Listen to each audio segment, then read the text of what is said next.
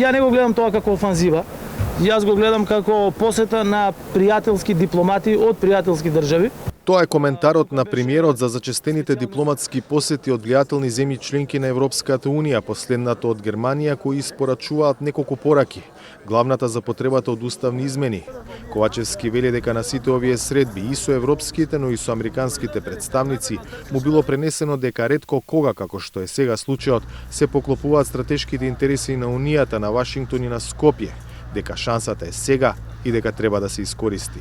Тие кажаа дека не дошле тука нити да мачат некого, нити на некого да вршат некаков посебен притисок, туку да искажат свој став дека сега во моментов во Европската Унија постои и расположение, постои и заеднички интерес, заедно со нашиот интерес, да Северна Македонија го продолжи својот пат кон европските интеграции и до 2030 година, како што кажавме, да станеме земја членка на Европската Унија.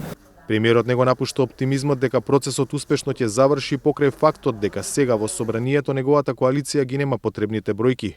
Ковачевски си дава период до крајот на мандатот на овој парламентарен состав, а бројката на која тој типува е дури 118 пратеници кои ќе гласаат за.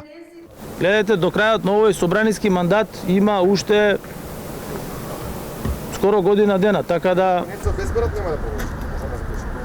ова е шанса која не треба да се пропушти и секој треба да ја земе одговорноста пред себе и судбината во своји раце. Ќе се продолжи, како нема да се продолжи. Ова е процес кој што не застанува. Како тоа ние ќе го најважниот процес во државата ќе го застанеме. Зошто?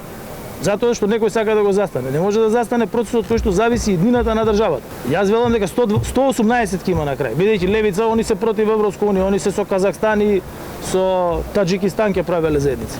Одговорот брзо дојде, но не од левица, туку од главната опозицијска партија ВМРО-ДПМНЕ. Не само што незините пратеници нема во овој мандат да гласаат за уставните измени, туку тоа нема да го сторат, како што велат под овие услови, ниту ако дојдат на власт. Подолго време престанав веќе да ги слушам пораките од таму, бидејќи сите се тие неточни пораки, невистинити пораки, кои што ги дава Димитар Ковачевски. Тоа е порака за со двојна намена. Првата цел е да ја држи кохезијата во рамките на партијата, која што според неофицијални информации е поделена на неколку структури, е тотално демотивирана структурата на СДСМ. И ако не им даде некаква надеж, тогаш предпоставувам дебаклот кој што ќе се случи на следните парламентарни избори ќе биде уште поголем. Тоа е едната цел. А втората цел е порака до меѓународната заедница. Еве, оставете ни уште неколку месеци да крадеме и да лажеме. Секако напролет се редовните парламентарни избори, не ни требаат сега предвремени парламентарни избори, па ќе видиме како до тогаш ќе премостиме целата оваа работа. Уставни измени ние повторуваме повеќе од 15 месеци дека под бугарски диктат нема да прифатиме, не само сега, и во иднина. Ако ова се условите кои што ќе останат и идната влада на ВМРО-ДПМНЕ нема намера да влезе во процес на уставни измени под овие услови, додека условите не се променат. Евроинтеграциите и уставните измени биле тема на средбата на шефот на грчката дипломатија со вице-премиерот за европски прашања.